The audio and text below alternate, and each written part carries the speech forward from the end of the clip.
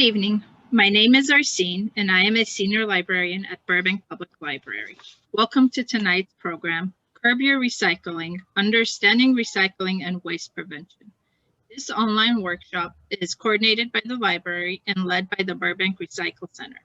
It is a boot camp version of Waste Warriors, the popular zero waste resident training program. Before we begin, I'd like to go over a few housekeeping items so we can all enjoy this online program. You should see our speakers on the screen. As audience members, you will not be able to speak, but you'll see a Q&A button on the bottom. Throughout the program, you are welcome to type questions in there. We will take questions at the end. When you leave the program, you will be redirected to an evaluation form, and we would greatly appreciate if you can fill out that form to help us improve our programs in the future. We'd like to thank the Friends of the Burbank Public Library for their sponsorship of this program.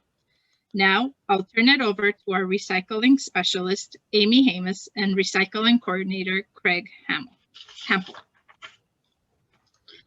All right. Hi, everybody. Thank you so much for joining us today. I'm just going to get my slides set up here.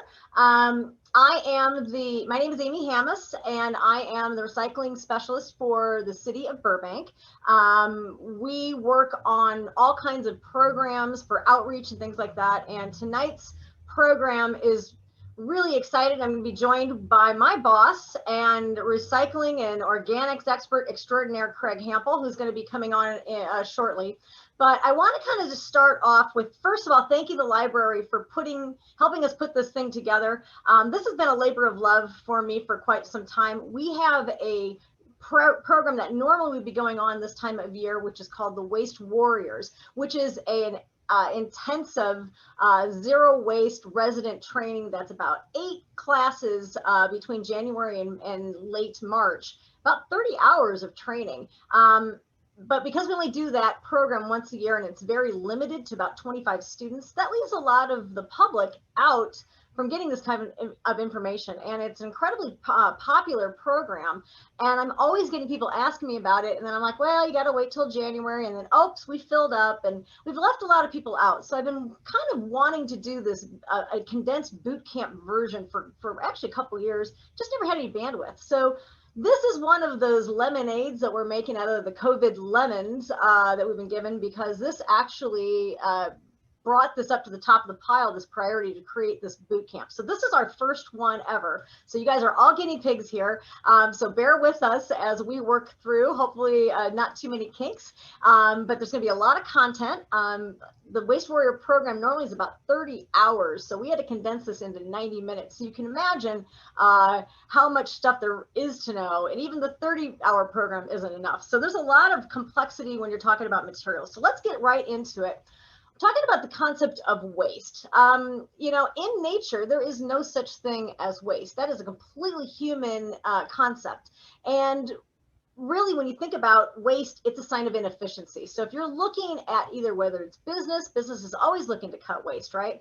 But in nature has figured out what to do with it. Nature, in fact, has 7 billion years of research and development under its wing, figuring out all these things. And so if you think about it, in nature, one organism's discard is another organism's food, shelter, or tool. It all goes back into the loop and goes back into productivity. We are the ones who kind of screwed up the whole chain of command here. But there is a thing in our world of the waste industry, it's called the hierarchy of waste. Obviously, everybody knows landfill has been the kind of the go-to for a century. But if you think about it, when we're really trying to eliminate waste out of our systems, you almost have to have like this triangle here, right? Where reduce, reuse, recycle, you've heard of those before. But then it even goes into recycling is actually composting, right? Because it's recycling existing discarded material back into the system. But then you've got recover, which is more of a waste to energy, which is something you might have heard about before, where you take waste and you either incinerate it or you do these higher technologies where you combust it, turning it back into energy. And then, of course, then there's a the landfill. Unfortunately, the hypocrisy of the waste hierarchy is it looks like more like we've inverted that triangle, whereas landfill and reduce are completely flip-flopped. And we've got to change that because we're coming up into some limits. We're going to talk about that in a second, but here you guys go, cut to the chase. You don't even have to listen to the next 90 minutes because, spoiler alert, you're not saving the earth by recycling. I'm sorry. It has been a mantra in my industry and the eco movement for too long, where we told the public, all you have to do is put it in the blue bin. You know, that's all you had to do, right? You saved the earth. And what has happened is over time, because we have that kind of get out of jail free mentality, it has led actually to more disposability. But here's the real kicker, because recycling tends to be the one go-to thing where we do try and divert things from landfill. But recycling is not, it's just one tool in a toolbox, but it's not the end all be all. In fact, what recycling is, it's not even green, to be honest with you. It is a business, bottom line. That trades in commodities, which are your discarded materials like aluminum cans and plastic bottles and things like that, and paper and cardboard. And we are preserving those resources from hopefully preventing some of it from going out back in the natural world and extracting. And we want to put them back into productive use like nature does, right? So that's what, in a nutshell, what recycling is. But it's not environmental by any means, because there's a lot of impacts with recycling. There's the transportation, there's the energy, the sorting, and we're going to go into a lot of those types of processes. So don't forget, it's still disposal. So not that it's saying it's bad, it's just reduce, reuse. If we can do that first, then recycle. But let's just really connect the dots, since we're having the honest conversation here. And there is no such thing as a way. When you throw something away, or your trash truck comes in and takes it away, where is away? Is that really something that's a magic fairyland? Of course not. We've seen away in the streets with street litter that can go into our storm drains, which the storm drains are direct portals to our waterways. And in coastal California, that is also our ocean. So a lot of our plastics are actually deriving from our street litter. Then you've got to a picture to the bottom right, which is one of those that makes me very sad. It's the styrofoam or polystyrene cups. That was from a river cleanup that I actually took that picture. That's not a Shutterstock. That's something that I took and witnessed at the LA River cleanup 2 years ago. And then this other interesting one where it's coming out of a pipe. That if I had a live audience, I would ask you, what is that? But I'll just give you the skinny on it. It is a fat berg, as in an iceberg, but fat. That is something that gets in the pipes. A lot of times it is caused by flushable wipes, that aren't flushable, because they don't break down like toilet tissue does. So that's caused a lot of havoc in our sewer system. So you can see, you throwing something away does not mean that that's the end of that item's journey. It's just beginning. So we really have to get real about our consumption-based economy and the more convenience packaging that is coming out. Understanding that it's a business, it's not green, it's not eco-friendly, it's better than landfill. So that's where the environmental impact comes in, but there's a lot of impact in disposal. So today we're going to be talking about what happens when things go away. But let's look at our materials-based economy and how manufacturing happens. So you see in this slide, it's manufacturing, packing, all that stuff. Then when you get down to the bottom of this, you start seeing the discard, the collection, and transportation. And this is where our crossroads is. This is where, are we going to go linear into disposal and landfill, or are we going to circle it back and close the loop and put these materials back into productive use? That's really, in a nutshell, what we have got to do as a society. So we're going to talk a little bit more here. I'm going to hand this over to Craig Hampel, who's going to start talking about our facility here in Burbank and the waste stream. Thanks. All right, thank you, Amy. I'm not sure if I'm loaded in or not, but I wanted to start out and just talk a little bit about how we measure waste and how much we actually know about it, because we probably have more statistics on your waste than you have on your heartbeat.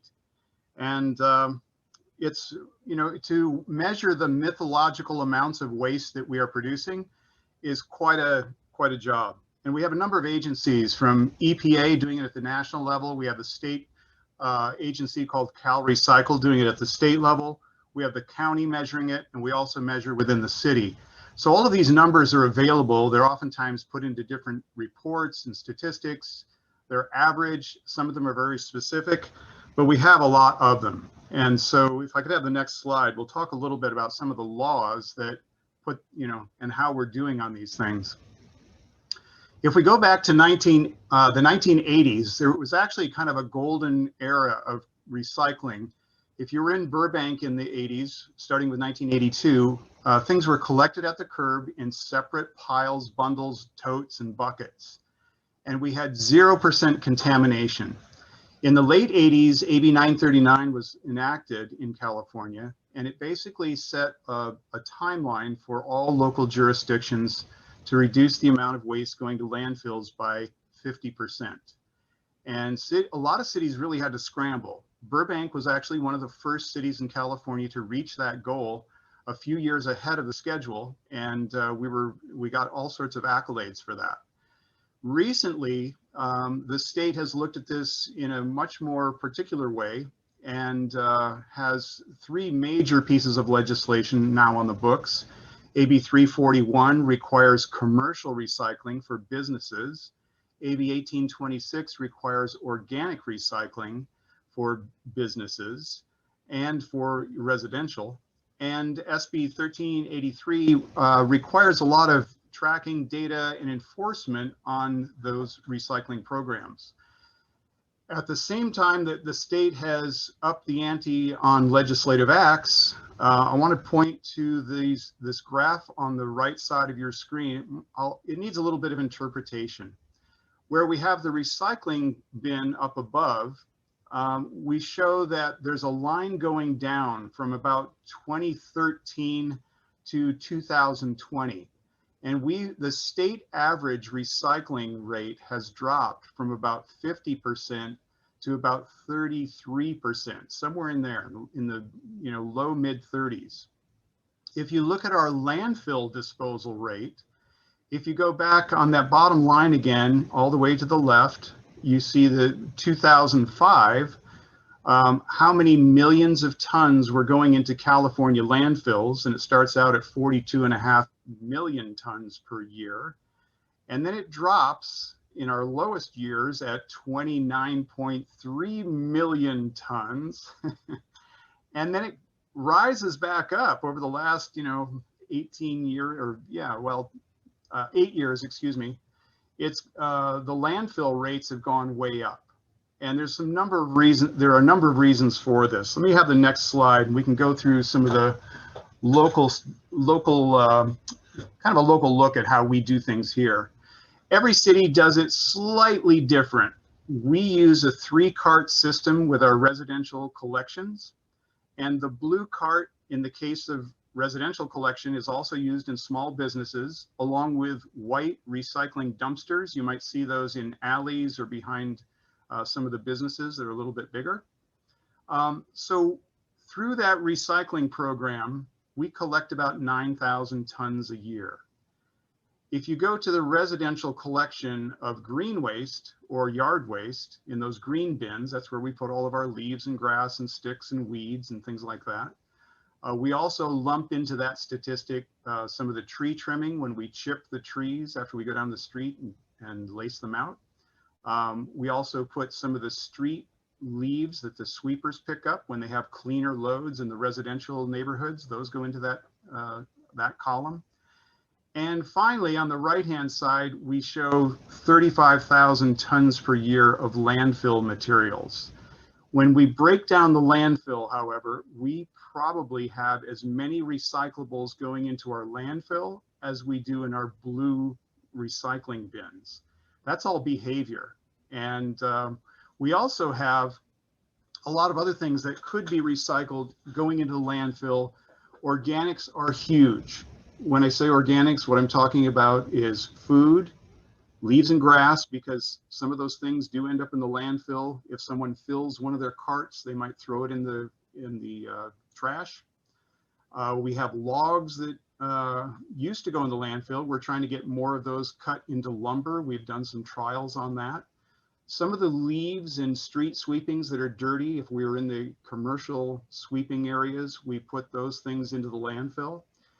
And, then we have these other things like horse manure is actually a huge part of our landfill. It's probably somewhere in the neighborhood of 3% of the total weight, and that's just from about 150 horses in the city. It's mostly bedding and a lot of horse manure. We also have a lot of pets in the city of Burbank. Animal shelter has estimated that at about 25,000 cats and dogs. So they do their thing every day. And then you get into these other things that go into the landfill that really are tough to recycle. The ceramics, just the, cement rocks, textiles that are all mixed up, the combinations of cotton and polyester that you can't do much with. There's an awful lot of composite manufactured goods. If you think about baby car seats, if you think about laminated cartons and pouches and all sorts of packaging materials that just can't be recycled, they end up in the landfill too. So an easy way to think about these three collections is recycling is one part, green waste is 2 parts, and landfill is 3 parts, just in very rough numbers. So out of those 6 parts of disposable materials, which adds up to about 55 or 60,000 tons per year, only about 1/6 of that material actually goes to the recycle center. Could I have the next slide? Here's kind of what it looks like at the recycle center. If you break down what is getting recycled, you might be a little bit surprised, you might not be. I'm going to set this up a little bit. The residential bars are in blue. So if you're looking at those numbers, these are all percentages of total recyclables that are collected, okay?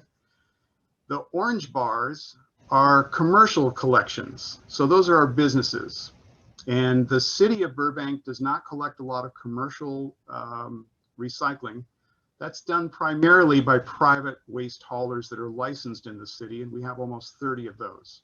Well, let me go through these numbers a little bit, and you can see kind of the differences. That first column that's paired together, blue and gold, the MP stands for mixed paper, and the OCC stands for old corrugated cardboard. And you can see the blue line, which is residential, is about 45%, 46%. And in commercial collections, it goes up over 65%. And these are kind of averages. These are recent waste characterization studies. To do those studies, we pile up a pile of recyclables about the size of a two-car garage.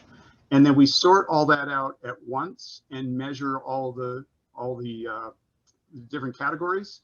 And then that's how we run our contracts too, based on the waste characterizations and how we sort those materials out.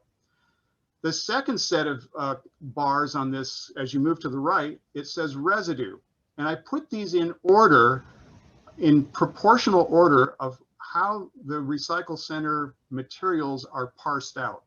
Residue that's the stuff that we can't recycle, and that goes directly to the landfill. It is the second largest category of what we are putting through the recycling center now. And that's just been in the last few years. We used to be about 7% residuals. Just in this last year and a half, we have jumped to over 20%, and we've gone as high as 25% on some of our studies. So COVID has had a big effect. China's had a big effect. All these other packaging materials that have exploded on the shelves of retailers have also had an effect. There's a number of things driving that high residue number. The third set of bars is glass, and you can see residential is pretty high. I think recently we've probably been drinking more at home.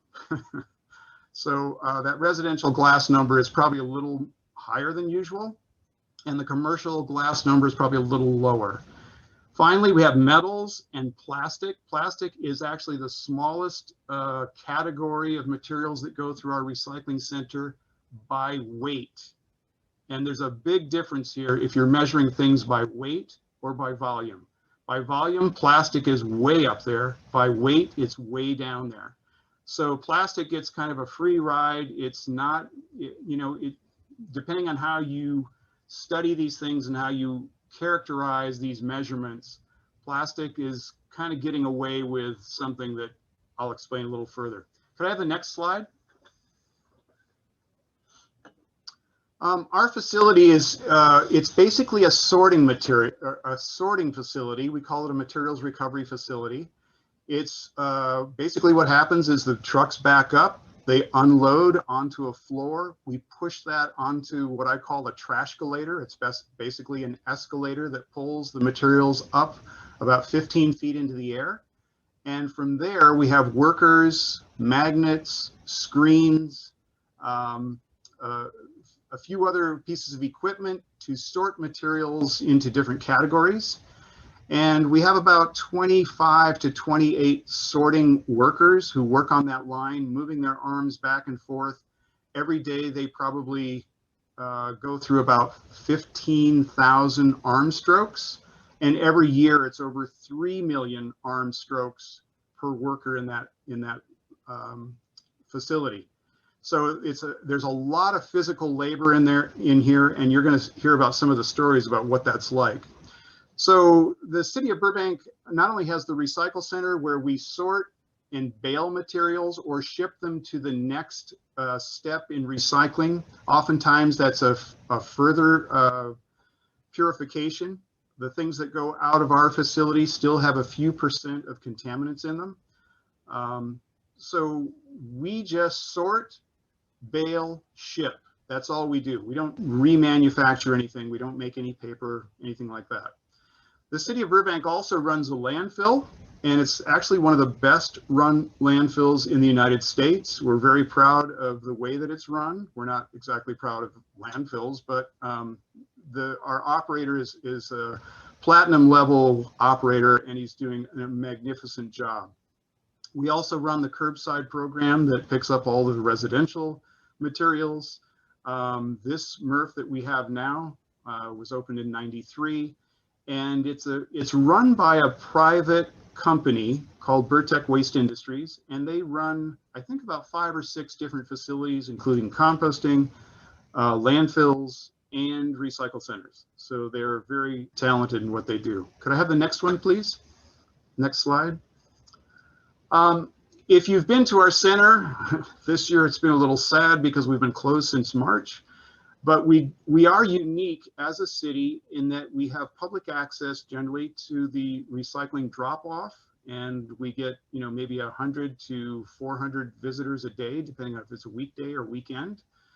We have a universal waste drop-off for electronics, batteries, motor oil, a few other things, fluorescent bulbs, for instance. We do bottle and can redemption. We have an education center here. We run a lot of workshops and events. And we're also developing future programs. We're looking at large-scale composting facility in the next couple of years. So Burbank is lucky to have all of these things under its own roof, and we have good rates and good services. We'll just make an apology here tonight for the COVID close downs. It's been tough. Amy, you want to take it from here?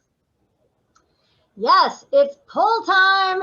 So if you've been paying attention, not that in any way we've covered this yet, but we're going to ask you, are curtains accepted in the city of Burbank? So I'd love to see how that's going to end up.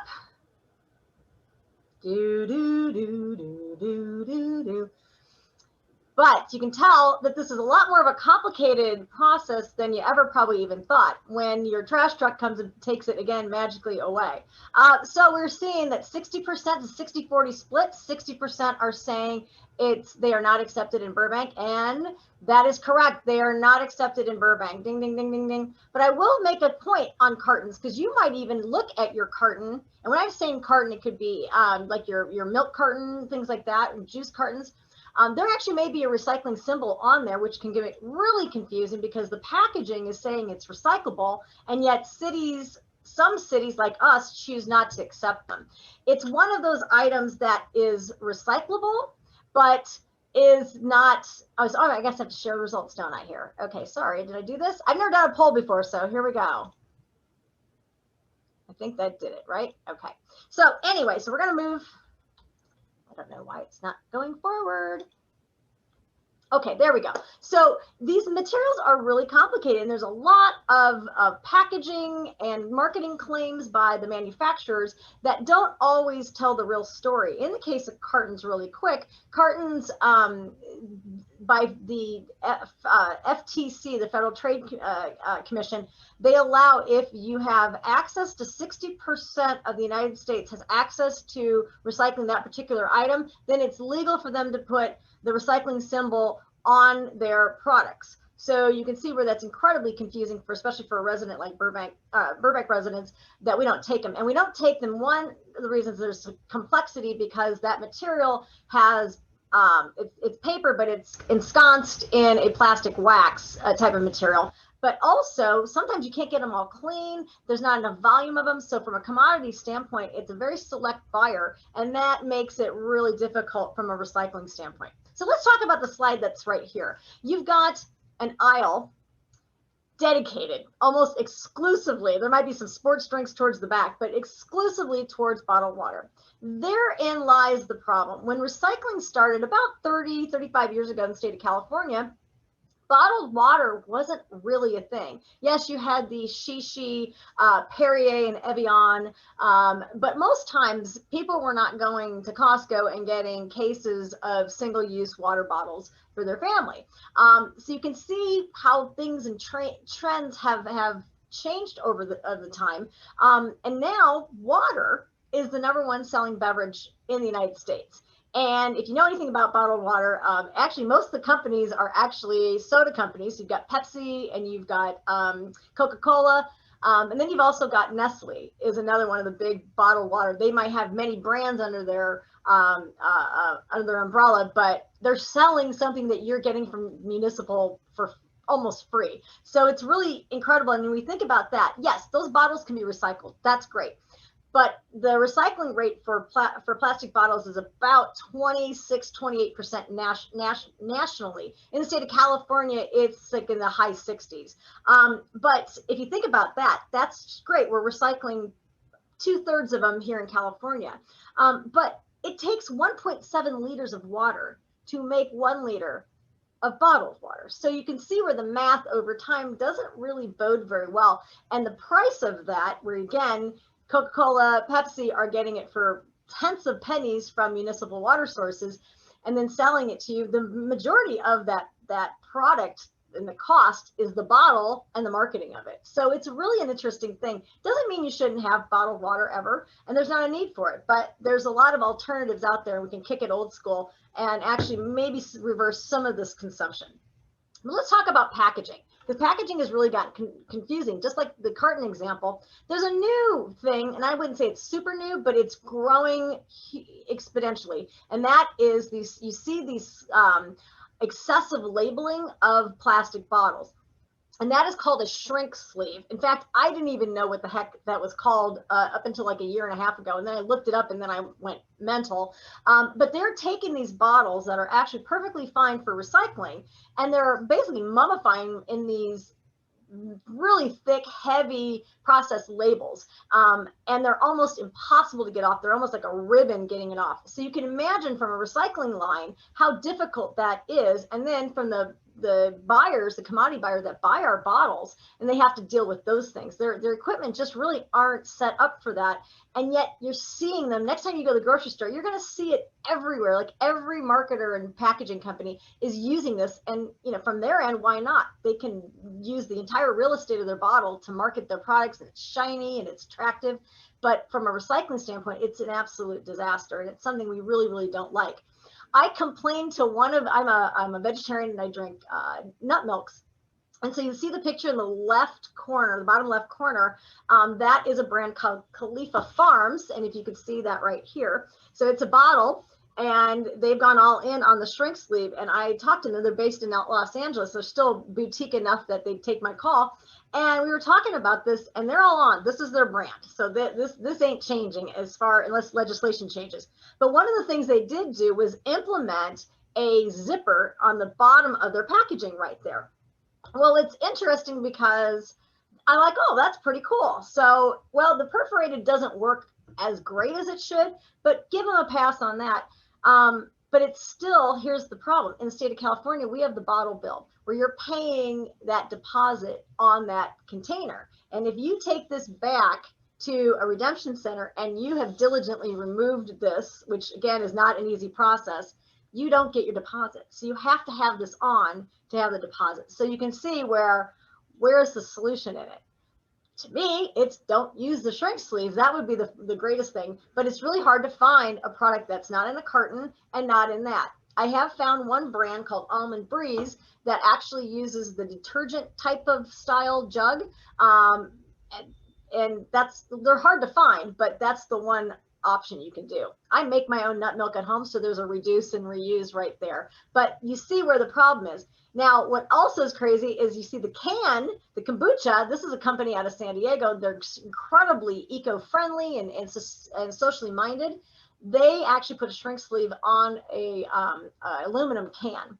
And you can see that ribboning that I started, that was me trying to peel that off. And that is how difficult it is. Now, can you imagine the general public going to do it? If I could barely do it, you didn't even know before this that you would have to remove that. So it's really, it's a problematic thing.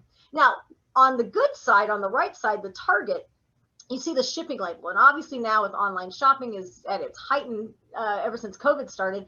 One of the things that companies like Target are working with an organization called How to Recycle. So if you see the label that they've got there on the instructions on what to do, you'll see the How to Recycle to the side. That's an organization, like I said, that's working with major brands to get them to have more truth and more reality in recycling rather than making these claims that on the ground aren't always true.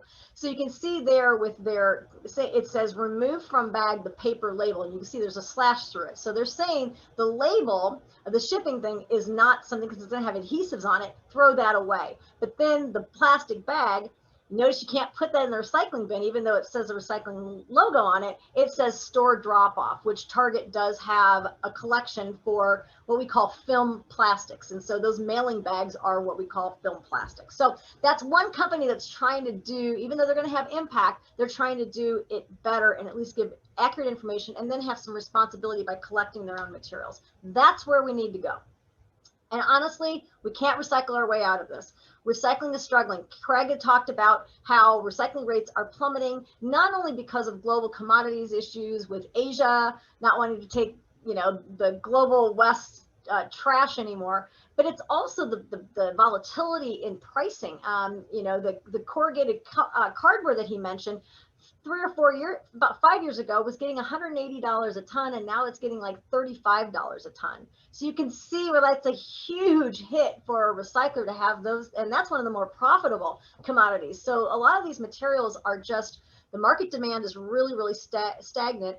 It's scattered, and then the price then is going to reflect that, yet our costs go up. So you can see where the math isn't working out. And talk about math, going into the next point here on finite resources. I don't get very shaken by statistics doing the work that I do, because I'm surrounded by all kinds of alarming information. But one of the things that came out in a UN report in 2016, and this is where sustainability has to be not just green, but can whatever we're doing sustain itself in the long run? And that is global resource use has tripled. And that's back from 2016 in the last 40 years. And you can see in a rising population and more people want a higher quality of life, there is going to be limits eventually on our natural world and the ability to, what do we do with all this material? We're running into a lot of these types of challenges, and we're going to have to start looking at it. I'm not saying this to make you depressed. We have to realize, because if we don't realize that there's a problem, how are we ever going to really find the mental bandwidth to want to change and demand better from our manufacturers? And the consumers, by having this information that you're going to learn tonight, will help you be able to shop for different alternatives if this is something that you just don't want to support anymore, and voice your concerns to these manufacturers, because they do listen. So like our carton before, saying it's recyclable, I should say, versus recycled, there is a difference. Almost anything, cartons in a way can be recycled, but if the market forces and economics of that local waste hauler or the sorting facility can't handle it, it ain't getting recycled. It's trash. So it doesn't matter what kind of collection and things like that. If we can't sell it, it's trash. Remember that. And there's a lot of other things that get into the recycling bins that we don't want that end up being what we call contaminants, because if it gets in there, we've already spent all the money transporting it, the labor to sort it, going through all the machinery, and then we still have to landfill it. It has added a lot more cost to it. And some of the things that I want to mention, because this slide is interesting, because you know that claw game, anybody who's got kids has seen those arcades, and it looks so simple that why wouldn't you be able to pick up that cow, for instance, a stuffed animal? But you can see how it slips through. One of the things that people don't really think about are size. A detergent bottle, great. We get a lot of those, we recycle it, there's a pretty good profit margin on it. But little tiny things like straws or caps by themselves aren't. And again, think about that machinery and things that Craig was showing you in those slides before about our facility. Looking at how it actually happens, that stuff slips through. There's no way we can recover little tiny things and then bale it in a hay bale. That stuff is just going to slide through. It can also end up being street litter. We know what happens to street litter. And so these are problematic items if they're small. So if they're tiny, that's going to be something that you probably won't want to recycle. And that's one of the reasons why straws became such a problem recently. California, we didn't ban straws, but we did do an ask. You have to ask for request them. And that was back when we had sit-down restaurants. But it wasn't because it was a bad plastic. It was because they're so tiny. There's just no way to really recover them. So here's what we're going to do. Know what it takes, master the cart. And it's pretty simple. In fact, recycling, what we want as recyclers hasn't really changed since the 80s, to be quite honest with you. We want clean items without food residue. They don't have to be, absolutely spotless, but you know what I mean, making a little bit of an effort. And if it's got too much, don't even worry about it, throw that away. But liquids are really, really challenging for paper. They can really contaminate any paper that gets into contact with it. So make sure the liquids aren't in there. And we want paper, cardboard, metals, all the stuff that Craig had on his charts. He didn't go into, wrappers and, all these complex things. We want basically, plastics, and we're going to get into plastics in a little bit. Caps left on is something I just want to point out. That's always a question for people. So if someone was waiting for that to be answered, at least in Burbank, we want the caps on, because the buyer that buys our bottles actually can manufacture something from the plastic of the caps as well. So keep those on, because loose caps, going back to that small theory, loose caps we can't recover. And loose material. If your stuff is clean in that recycling, you don't need it bagged. We don't want it bagged. The amount of plastic you're going to see is crazy. And so loose, clean materials should not need a bag. If you want to do it in your receptacle inside your home, that's fine. Just keep it loose when you put it in the recycling bin. And cardboard broken down. There's so much shipping now with online. There's a lot of adhesives on our cardboard. I understand sometimes you're not going to do it, but it's always better to break it down and remove as many of the adhesives as you can, because again, what was recycling? It's a commodities driven business. We've got to compete with virgin material from the natural world, and that's got to be quality. So if our stuff has too much compromised material, it makes it devalued. And again, the cart fully closed. And there's one thing I want to mention, wish cycling. That means I don't know where it goes, so I'm just going to throw it in the recycling bin. That is not recycling. So know what your local waste hauler, whether it's a private company or your city, know what they want. They'll be glad to tell you. And here's what we don't want. And honestly, this slide, I ran out of room. That list is a lot longer. So if we toggle back and forth, see, here's what we want. Very clean, very easy to understand. And then you start getting into complex materials that gets just insane. But one of the top things is bags. Bags are really problematic for our equipment. Cups, most cups are not recyclable. But one thing I want to mention is mixed materials. So I don't know if you guys can see me here. I'm just not going to break away from the slides because it gets too wonky to get back into it. But so things with mixed materials. So this is a coffee. It's a carton, though it's not a can like this. This is a metal can. This is a carton. It's got a plastic lid. It's paper. it's cardboard. So it's got the paper label, it's got cardboard, and then it's got metal at the bottom and metal at the top. And then inside, can you see?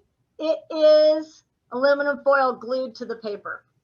If we are going to be a commodities broker and we're going to sell this, who do we sell this to? Do you think our paper people want glued aluminum foil and then they got to break away this stuff? Do you think our metal people want paper? Right? So you see where this thing seems like this would be so recyclable. I mean, everything it's made of is actually recyclable material. But once you combine them together, that is when the marketability and the recyclability stops. It becomes really challenging. And if you were to break this stuff down like a recycler would, so if someone bought this from us and they had to break it down, this is the layers of material that comes from this thing, right? This is so much better in person, but we're going to have to deal with the circumstances. But you can see how difficult this really is. It's worthless. It's nothing we can do. But coffee, you can go back to the can. You can buy bulk beans, and that is absolutely great. That's really environmental choice. But you can see again how this stuff gets really, really complicated. So after I just explained all this stuff, it's interesting. These pictures were taken this morning on my way into work. This is what not to do. So everything I mentioned, you know, break down your boxes, take all the shipping packaging out of it. Don't put any plastic bags in. They obviously need to take my course because they need to learn this stuff. But pretty much this is, and then they didn't shut the lid because they filled it too much with actually what a lot of it's probably trash. So this is a problem. So now this is going to get picked up by our truck, going to be taken to our MRF facility, and we're going to have to sift through the bags. We're going to have to go through and get all the trash out. And you saw how much material goes through our facility. We're not looking at every little thing. I mean, it is going through machinery and all this. So it's really complicated. And so when you don't put in the right material, it is an enormous cost. And then it's going to actually be a worse environmental impact because the stuff that was trash that goes through our facility is going to end up going to the landfill. So now it's got two very high environmental impact trips. And this is where the rubber meets the road for us with plastic bags. This is one of our screening machinery. And so you probably, if you've ever seen like videos of a recycling facility, and you see the material kind of flopping around as these things churn. What happens is we get things like hoses, chains, yarn balls, and things like that. That stuff all wraps around, but nothing is worse than the plastic film bags, like your grocery bags, shrink wrap, anything like an over wrap for like your, toilet paper and things like that. All of that stuff gets in our material. And Craig was talking about how plastics, you had the paper was high and then plastics was really low. Well, that's on weight because that's how we have to base our thing. But if you look from a volume standpoint, it is actually plastic is overwhelmingly the biggest material that we get. It just gets a pass because it doesn't weigh anything, but it's airborne, it's light, and it gets in everything. And it's a huge problem. So please, if you learn nothing tonight, no bags in recycling. All right. So poll time. Hopefully you paid attention. All right, the next question is, why aren't coffee cups recycled? I mentioned they're not recycled, but why? There's probably a good reason for that.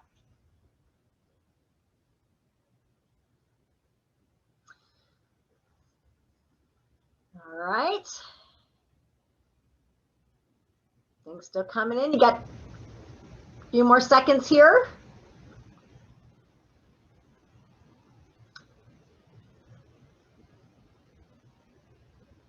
All right. I don't know how long we give for this. I think we're good. 75% have voted so far. All right. So I'm going to share. Did you share the results there, Arsene? Yes, I shared the results. Okay, great. All right. So 74%, obviously kind of a trick question when it's all of the above, but I wanted you guys to understand why they're not recycled. It's not one reason. The more common one that most people know is the plastic lining is inside that paper. And again, as I mentioned before with my carton, we don't want glued things together. So when you put a plastic lining inside a paper, that compromises it. Liquid, though, is a big problem. For some reason, who knew, but liquid and paper don't like each other very much. So that actually ends up being, so if you were at a coffee shop and they had even if they had a coffee cup collection bin inside their store, it would be a mess because there'd probably be a lot of liquids in there. So that's another problem. But the one that I learned probably in about last year or so is, unlike your like a cup from like McDonald's, that's all, like your cartons have wax on the outside, and that's where all the print and the ink goes. On a coffee cup, tends to be the ink is directly into the paper. So another expense goes to our paper recycler because they've got to de-ink that. Who knew, right? This is complicated, but I think it's good to know. All right, let me get rid of that. All right, let's see. There we go. All right, Craig, you're on. Okay, I've been answering a few things on through the chat, which is great, and I'll get back to that in a minute. But let's go through this chart of plastics, and I'm going to kind of describe this as a map that Magellan would have used about, hundreds of years ago to get across an ocean on a sailboat. This is actually a very antiquated view of where plastics are today.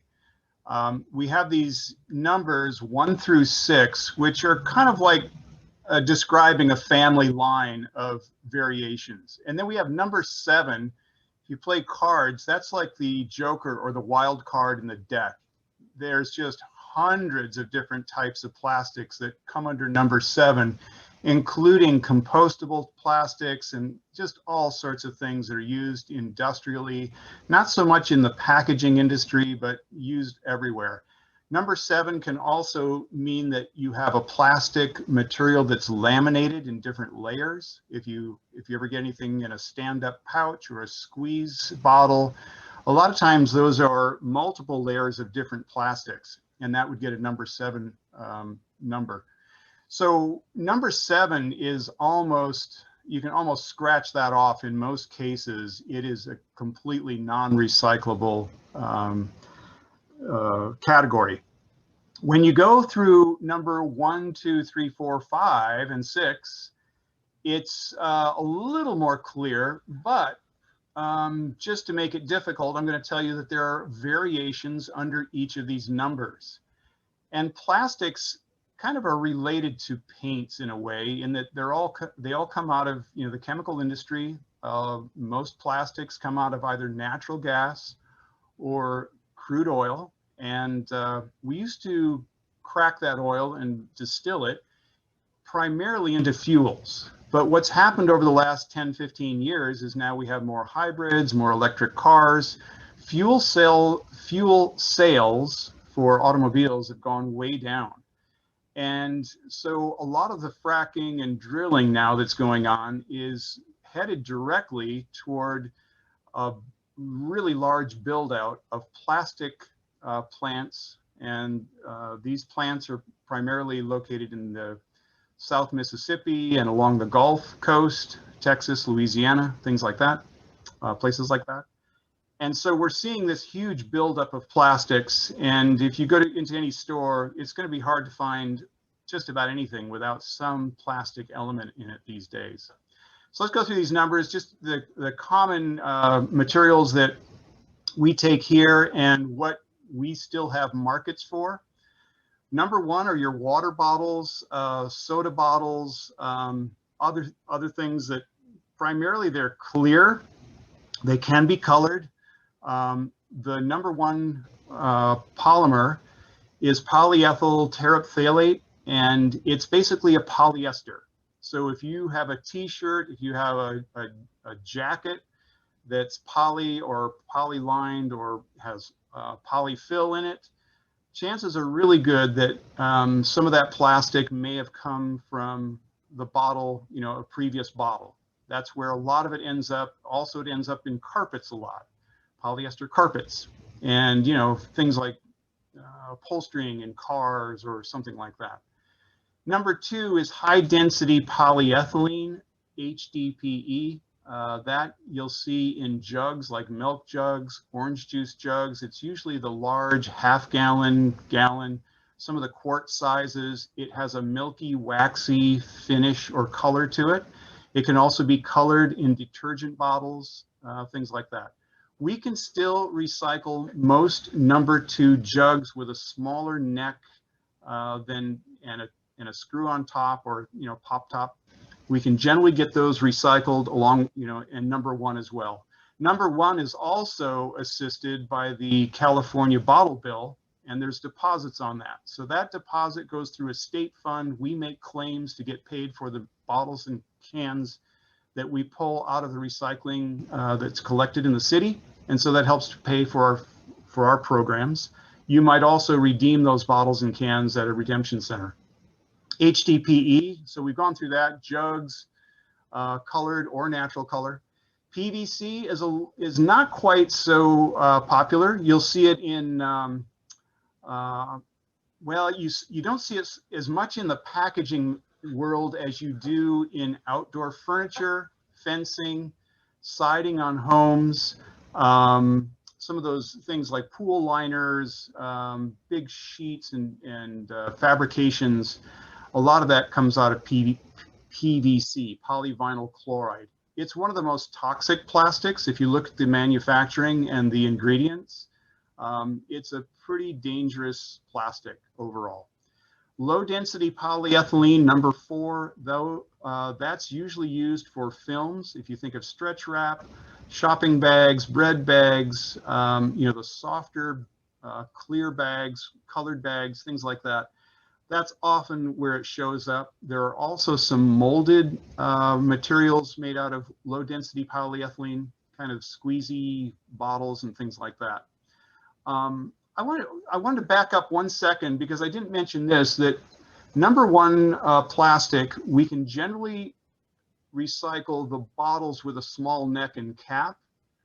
But if it gets into the clamshells, into the salad boxes, into the, produce boxes that are clear, they have a snap top or the hinge top, those are a different recipe of plastic, and we cannot recycle those. It's been 3 or 4 years since we've had anyone buy any of that stuff. So that's a tough one to recycle. So let me slip back down the line here. Talked about low density polyethylene as bags. And number 5, polypropylene. That's usually tubs and lids. If you think of your yogurt containers, Cool Whip, butter, those kinds of things, that's oftentimes polypropylene. It's also molded into a number of other things. You'll see the markings on it sometimes. It's a little bit more flexible generally of a plastic, and overall, what I understand is polypropylene is one of the lesser toxic plastics in the manufacturing and in the use. It has a tendency to express fewer toxics in use in heat cycles, cold cycles, things like that. So it's one of the preferable plastics. And to tell you the truth, it's very durable. I have a lot of yogurt containers and things that have been reused hundreds of times. They're better than a lot of those things that you buy that are used for recycled, to be used more and more times as reusables. And so those polypropylene tubs are actually very durable, and it's probably what Tupperware has been made out of too. Polystyrene is a tough one. Again, the toxics go up with polystyrene. It's generally a brittle plastic. It's used in electronic cases. It's foamed into the packaging that you love to hate, the styrofoam coolers, styrofoam clamshells, takeout foods, plates, cups, all those things. It's great for holding heat. It's super cheap. It crumbles, it flakes, it crushes, it blows, it has static charges. We cannot control it. It is one of the most uncontrollable plastics on Earth, and it is everywhere. I can probably go into just about any public space in Burbank and find pieces of styrofoam that have blown around. So those are a lot of cities have done some bans and restrictions on polystyrene. And we are also under consideration for doing some plastics policy where we restrict a lot of these. Council gave us direction over 1.5 years ago. And because of COVID, we're just behind on a number of things and with the other restrictions. But the city is looking at strict policy on plastics and how to reduce those things. I think one of the things that we need to keep in mind is that there is no perfect disposable. And as long as we keep trying to replace disposables, we are not going to make much headway at all. So next slide, please. Polystyrene, I've talked a little bit about this. I think we've got it covered. You know, the best you can do is try to refuse this, do everything you can to just stay away from it. It is severely problematic. The other thing is when it goes into water systems, it acts as it's an attractant to a lot of hydrocarbon chemistry. So oils and things like that stick to it. It is actually an accumulator of toxics in water systems. So I'll end on that. Thank you. And again, if you and see on that slide, if you really want to, like, you know, win some bets, you can go to a party that's got a lot of these foam cups, and you can point out to your friends and say, okay, I can prove there's no foam cups, and they're going to go, well, what are you talking about? And you can bet them and make money, because styrofoam is actually not those kinds of cups. It's always called that name, but it's actually erroneous, because real styrofoam is actually used in construction materials. It's one of those things that it kind of stuck, but polystyrene is a lot harder to remember. But so we just kind of go with the flow and call it styrofoam, but it's technically not. So we're going to talk about hazardous waste, because this is the kind of toxic stuff. In the state of California, we have a lot of regulation and materials that are prohibited from being able to be put even in the trash.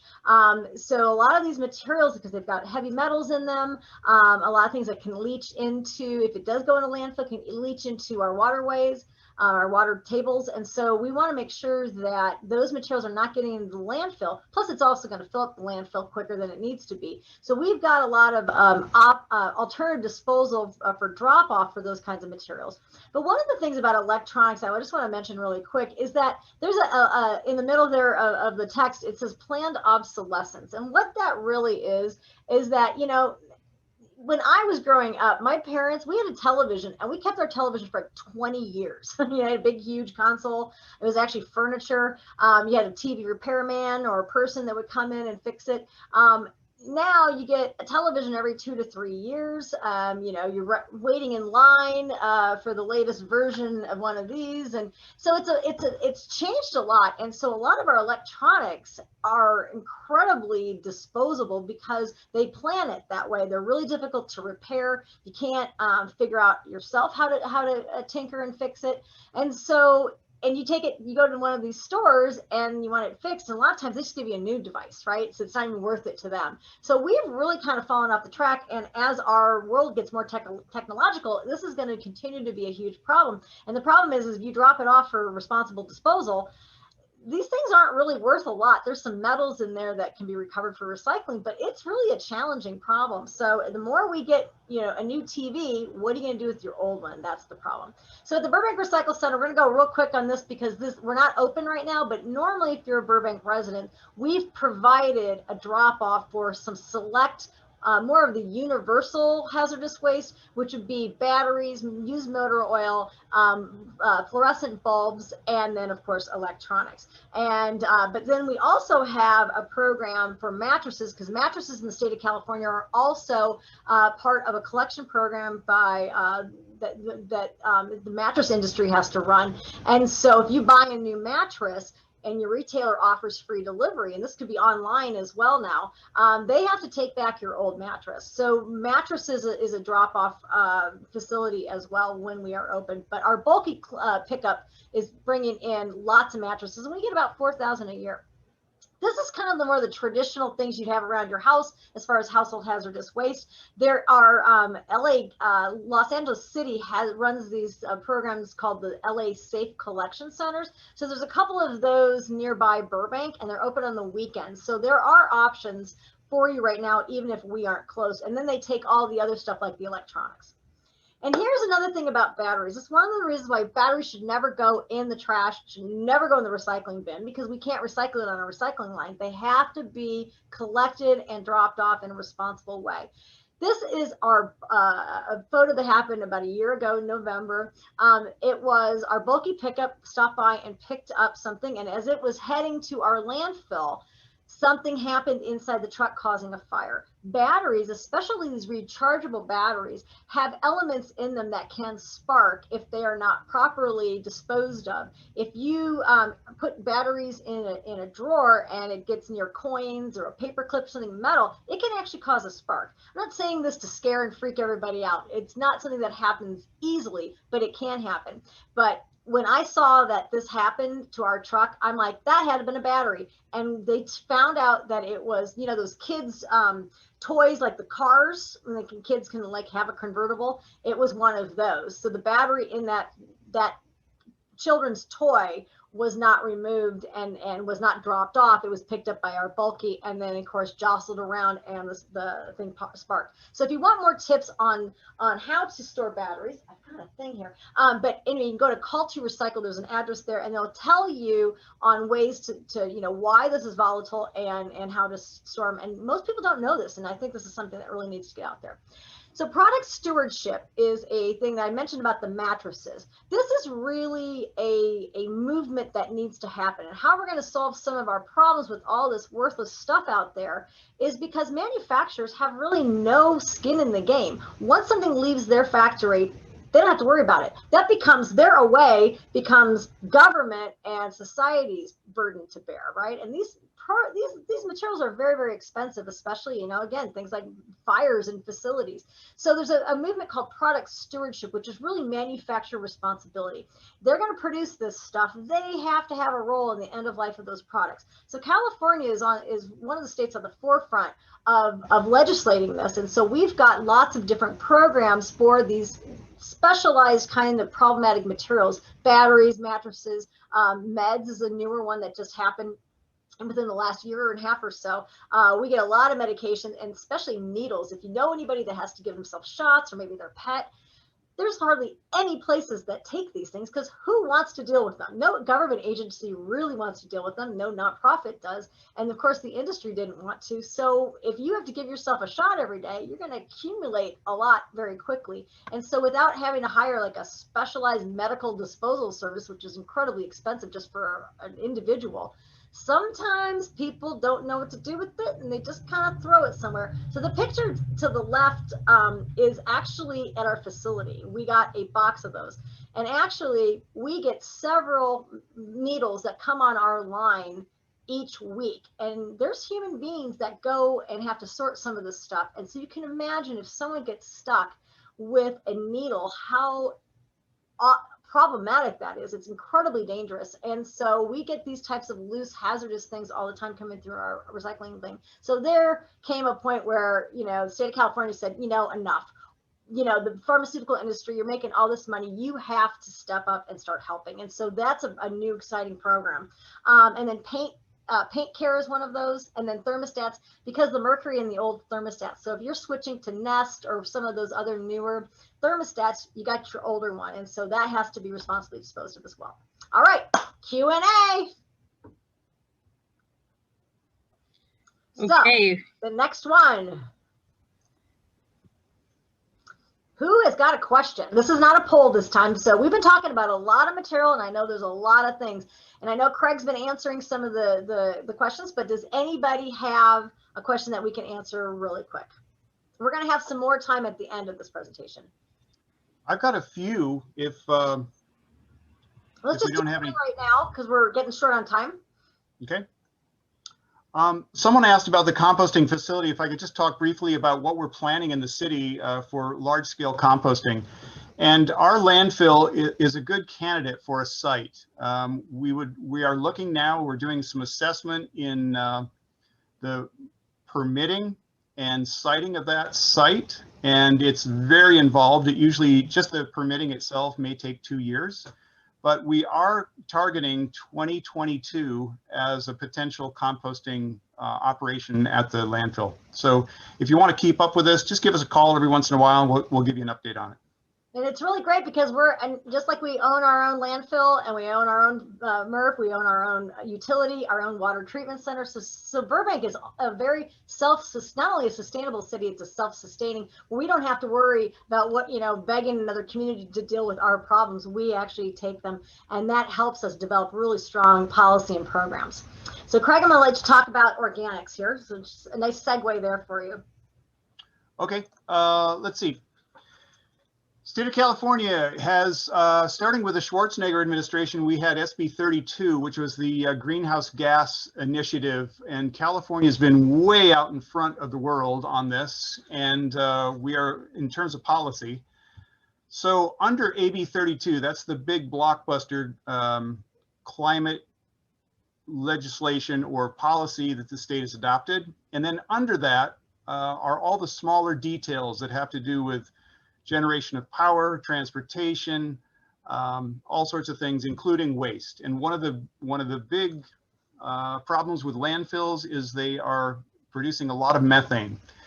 At the Burbank landfill, we do a really good job of collecting that methane. We have pipes basically all through the landfills, and we put a huge vacuum pump on that. We bring that gas into filters and then into turbines, and we generate enough electricity for quite a few hundred homes. So these organics, as they get buried, are a real problem. But if they are put on the soil at homes, businesses, all those places where we have landscapes, we can do a much better job of doing that right on site by leaving grass clippings on the lawn, by using those leaves as mulch, sticks and weeds, same thing, composting the food scraps so we don't attract critters. And all businesses in the next year, well, actually, right now we have mandates in place that we haven't caught up with, but businesses are going to have to recycle organic materials. That's food scraps, wet paper, wood, and landscape clippings.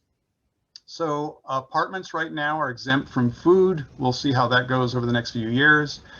We are working on edible food donation programs with nonprofits and large food generators. There's a lot left over from a lot of restaurants at the end of the day, caterers, all those kinds of things. And one of the innovative projects that Amy started was in our Burbank Unified Schools, where we have share tables. We found that a lot of food was left after school lunches and snacks. And by simply putting an ice table out so that kids could drop their drinks or, food that's wrapped, they could share that. One kid would drop it, another one would pick it up, and it worked beautifully. The other thing that we do is we do a lot of composting workshops every year. We try to do about one a month. We work with LA Compost. It's a nonprofit that has been setting up composting hubs and composting projects all over LA County.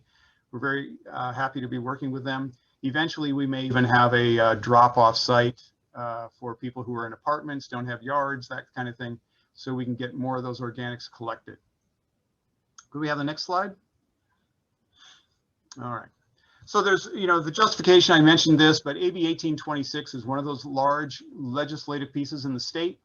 And its goal is to, preserve landfill space, reduce those greenhouse gas emissions, return nutrients to the soil. Along with AB 1826, there's also a healthy soil initiative in California to get farmers to use more of these organics and to do a better job of preserving the soil and building soil.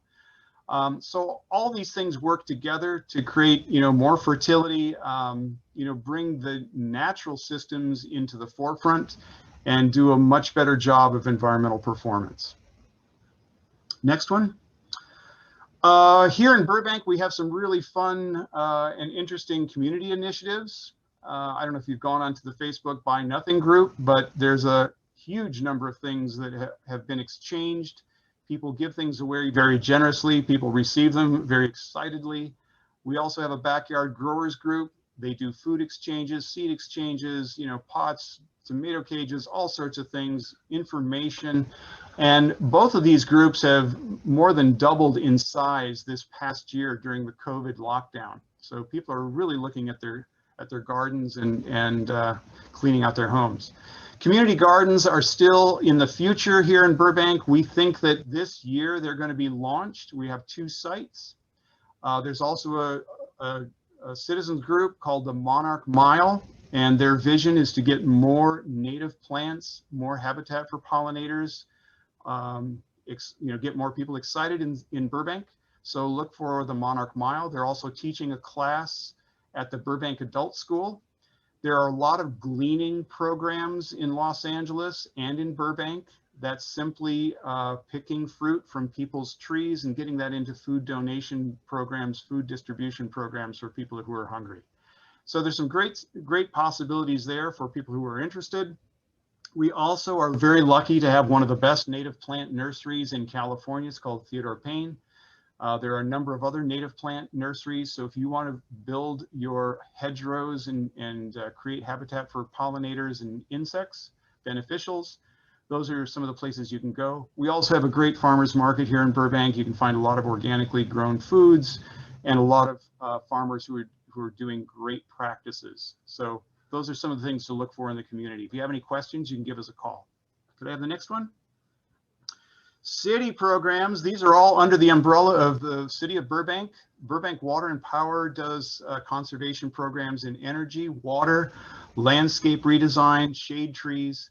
Parks and Rec, they handle our street tree division and do all the plantings and maintenance. You can ask for trees in front of your home if you don't have them. They also give away free mulch, and they're going to be overseeing the community gardens when those are opened up. Public Works, we do the composting programs, the home composting programs. We are also looking at the large-scale commercial composting. We do a lot of waste reduction workshops and education outreach, all that kind of stuff. Amy's the head of that. She's doing a great job. We also help the Sustainability Commission. We are the staff support for that. Burbank Library, who is hosting this program tonight, they have tremendous programs, and look for their catalog of events as time goes on. There's just tremendous number of speakers, presentations, workshops, all sorts of things going on in the library, along with all their stacks of books and materials that can be taken out online and in 3D. And then Burbank Adult School, finally, I'll just mention that they have 3 classes lined up coming up next month, starting on native plants, gardening, and composting. So the adult school is playing a role in this whole regenerative thinking in the city as well. Amy? There's so many great things. It's amazing, this community here, and there's just so many cool groups I just didn't even know about. So we're really like to, we're all about connectivity here at the Burbank Recycle Center as well. I'm going to get into some programs that'll help you with that in a second, but kind of tying into what Craig was talking about with organics. Again, as he mentioned, it doesn't mean it's organically grown. It means it is something that nature can go back and absorb, things like your yard trimmings and of course food. And I'm really careful to say the word food waste. It's like nails on a chalkboard to me, because nature, as we go back to our nature example from the very first slide we talked about, food is not waste in nature, correct? It goes back into the environment, creating soil and nutrients. And so we have misallocated this as a waste item. So I like to refer to them as food scraps. And it's an interesting thing, because up until recently, in the last couple of years, food was not on a lot of people's radar as anything like it wasn't a big deal if we wasted it. And you think about like your grandparents, they used to say, make sure you clean your plate. There are starving children in insert country, but they valued those things, because a lot of the that World War II generation grew up with a lot of scarcity and resources were not very plentiful, and so to waste food was just absolutely immoral. And yet in our society, because we're so removed from agricultural world and gardening and things like that, we don't really value what it takes to grow our food. When you think about food, this is where the math comes in as to how messed up and off track we've become. 1/3 of all food in this country that's grown is not eaten. right?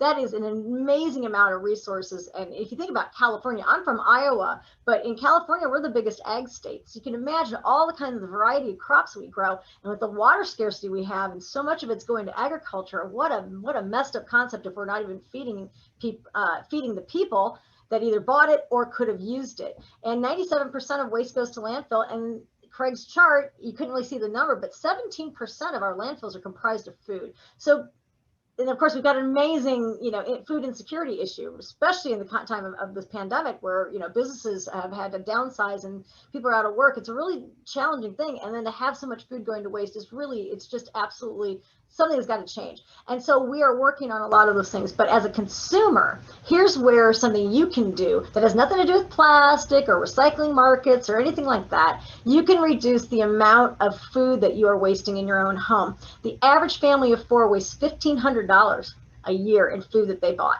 Now, whether you care about this from an environmental standpoint or hey, I don't want to spend $1,500, that's however you're motivated, that's fine. And there's some amazing site called Save the Food. Go to that. The link is right there. And they've got all kinds of amazing tips on what you can do to be a lot more creative in your kitchen. We're talking about reuse, right? Reduce, reuse, then recycle.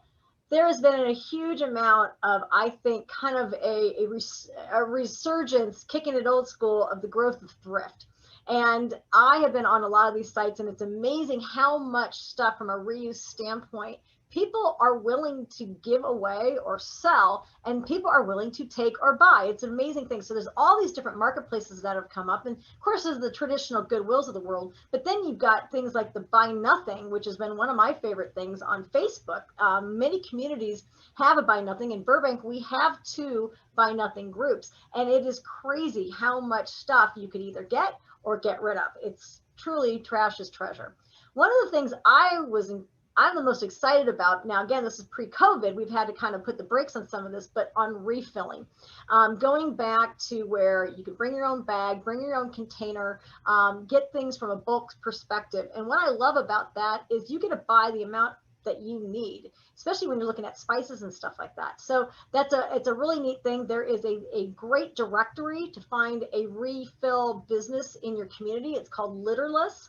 And in Burbank, we actually have a refilling station that was going to farmers markets, but now she's doing delivery, called Lola Danger. And she's actually one of our Waste Warrior alums. So it's really exciting. She started this business. And again, she's a Burbank resident. And then there's this new model called Loop. And a lot of the major brands are trying to figure out, they get it. They see the packaging as a problem, but they don't really know how to solve it. And so they all bandied together with this nonprofit to kind of figure out these pilot programs on how they can do refilling. Right now it's through online grocery sales, not exactly the way I would have recommended it, but they're doing it. So you've got brands like Unilever and Haagen-Dazs and things like that that are actually offering containers that can be refilled, and then you drop it off and then they bring it back. They refill it and ship it back to you. So here's just some quick tips. We don't have to go through every point, but just again, thinking differently. You've seen tonight how recycling is really complex, a lot more complex than you even thought. And some of the stuff, you're like destined to fail. And here's the thing, it's not your fault. You didn't create these systems, and you also didn't know. And the packaging has lied to you. And then people in my profession have lied to you, saying you're saving the earth. But what we can do now that you've got this information is, where can you try and reduce and reuse and be more conscious when you're buying things, thinking about that packaging and that end of life that's going to happen. So anything you do to avoid disposability in your life is really, really important. Also, sometimes the stuff is going to have to go through legislation. And so support your local legislators that are taking up bills. There's some great organizations, and you can write me privately for some organizations that are creating these kinds of waste-related or waste reduction bills.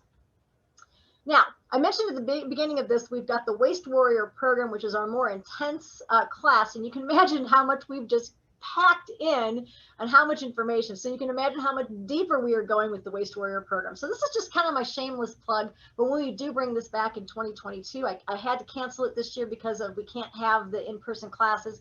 But this is a really great thing. We have tours. We bring in a lot of speakers, experts in the industry. And you can see as you're kind of like peeling the layers back on this topic, it's a lot more complex than you even thought.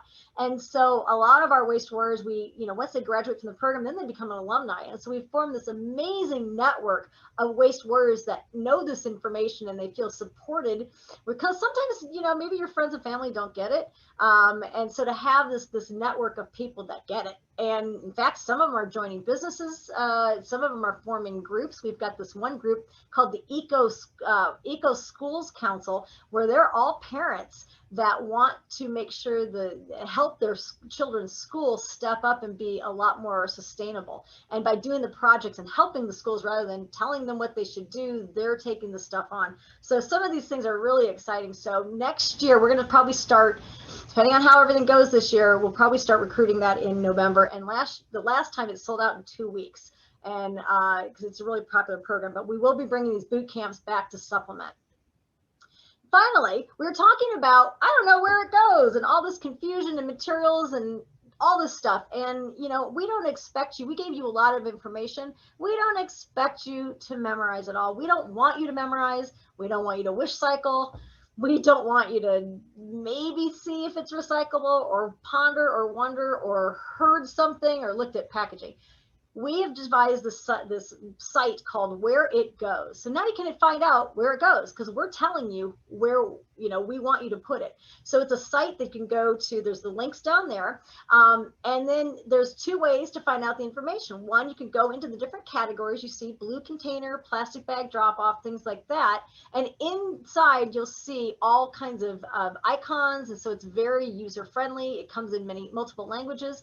Or you can just go, I don't know where it would be under the categories. I just want to do a search. And as you start to type in things like milk jugs or, propane tanks or whatever it is you need to dispose of, a drop down bar comes. We've got about 300 materials in this. So there's a lot of those answers.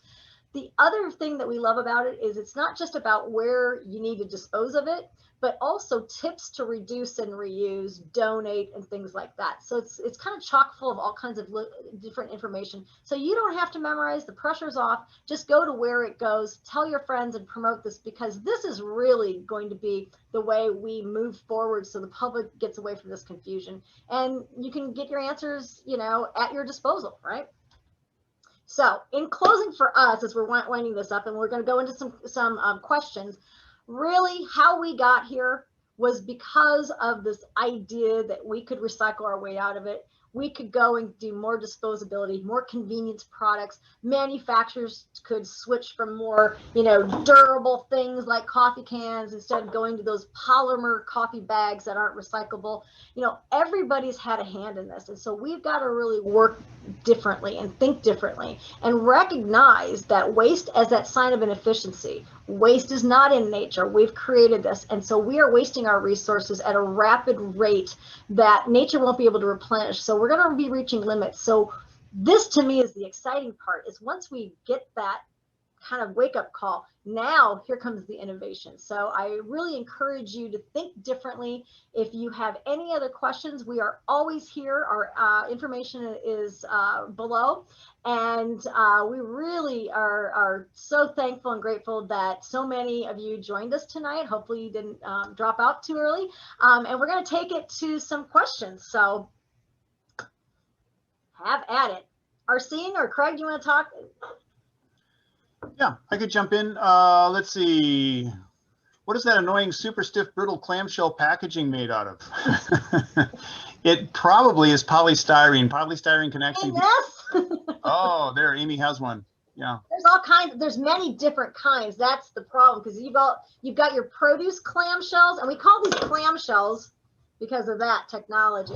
But in this particular case, I think I might have answered this on the Q&A, but just real quick, these are called thermoforms, and they are different, even though they may be like, this one is a number 1, but we would not collect this in Burbank. maybe Los Angeles or other communities might, because they might be more equipped to it, but we don't have the high-tech sorting equipment that these are needed. But the other thing about clamshells, these thermoforms have to be heated, they have to be heated at a higher and different processing temperature than a plastic bottle does. And so you have to have a special type of collection or sorting ability, and the money is just not there. So it's one of those classic things that it's recyclable, but not always going to be recycled. And so the key is find out from your local community, your hauler, what they will take. And thermoforms, the other thing is thermoforms aren't standardized like bottles are. And so your blueberry clamshell is completely different size than your strawberry. And so it's very hard to sort stuff that doesn't have any uniformity. That's the long answer, but hopefully that makes sense. Okay, there's another question about AA batteries. Are those recyclable? Craig, you want to take that one? Sure. Okay.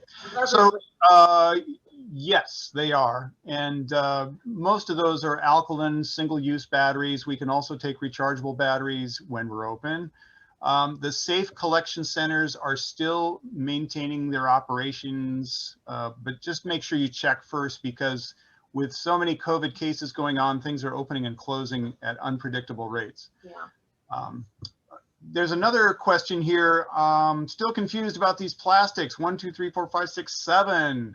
And then we get into the clamshells that aren't recyclable, even though they're number ones. That's why it's very difficult for someone who does outreach and having to educate. That's why Where It Goes was really an engine for me to be able to help. But one of the things I do from a rule of thumb, 1, 2, and 5s are typically, not just in Burbank, typically going to be the most desirable of all the plastics. But in 1 for us, I have to kind of put like a little, aside and say, we take bottles and jars. That was the easiest way for us to be able to decipher, because there's so many different kinds of number 1s. So if it's a bottle and jar, basically a screw-on cap, we'll take it. And that's really got the most market, and it's the easiest to sort. So that's probably the rule of thumb there. But again, go to Where It Goes. And even if you don't live in Burbank, 90% of the stuff is going to be really relatable. Okay. There's a question on mattresses. Someone has an old mattress, but she did not buy a new one.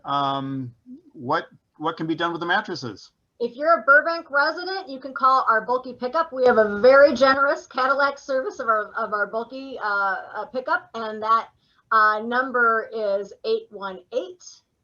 818-238-3800 if you are a Burbank resident. I don't know about other communities. You'd have to find that out. That's the challenge. When Burbank Recycle Center opens, we do have self-haul drop-off, so that's one option. But if you really want to be, able to go and just drop it off yourself, you have access to a truck. You can go to the Bye Bye Mattress program. That was during a slide we were talking about product stewardship. So it's Bye Bye Mattress. Just look that up, and then you can go to recycling locators, type in your zip code, and it'll show you where the closest drop-off is. Problem in COVID, though, there's a lot of facilities like us that are having limited hours or limited services. So this might be a little bit more of a challenge. If it's donatable, though, if it's not that old, or it's something that was in a guest room and wasn't used, you could go on some of these sites that I mentioned, these marketplace sites. You might be able to get rid of it. And then nonprofits might take it. They're a little bit wonky sometimes with the or uneasy with mattresses. But again, it just depends on the condition of it. Okay, here's a good question. Last question. I think we're almost done, but we can stay later if you guys want to. So feel free. Okay. We can stay here for some more questions, though. All right, well, let's do one easy one. It's a quick one. Pizza boxes, recycle or trash? Oh, that's a big one. That's always a big question. Okay, so we're talking about, remember, liquids and paper don't like each other. Oil and grease and food residue on paper don't like each other either. But here's what you can do. So don't put the whole pizza box in your recycling bin, but you can tear it. So if you've got one side, and pizza companies have gotten a lot better about putting wax paper at the bottom. So if one side does not have any residue, go ahead and put that side into the recycling bin, and then the one with residue in the trash. Or if you have your own property, you can actually put it in your landscapes for weed mitigation, because it's going to break down back into nature. That's what I do with a lot of my pizza boxes, is I put it in my garden beds and then put mulch on top of it. That's a reduce and reuse suggestion. We have a number of other questions that we haven't gotten to tonight, but maybe we could make an invitation for those people to email us or Yes. Contact us in some way, leave a message on our phone, and we will get back to you with those answers. I know that there's a lot of questions here tonight, really great questions, and I just want to thank everyone for tuning in tonight. Hope we can do this again, and have a great night. Yeah, thank you guys so much for your patience and paying attention. So thank you. Thank you, Amy, and thank you, Craig. That was a lot of information. I have a whole new view of recycling, and now I have to think twice every time I'm trying to recycle something. Where it goes, go to where it goes. Exactly. I just wanted to let everyone know that this program was recorded, and it'll be available on the Burbank Public Library YouTube page for viewing in the next week. We do have an evaluation as you're leaving this program. Please, we would really appreciate it if you can complete the evaluation for us. And for other programs and more information, visit our website, burbanklibrary.org, and visit the recycling website. And if you have any questions, please feel free to contact us. That's all. Thank you, everybody. Have a great night.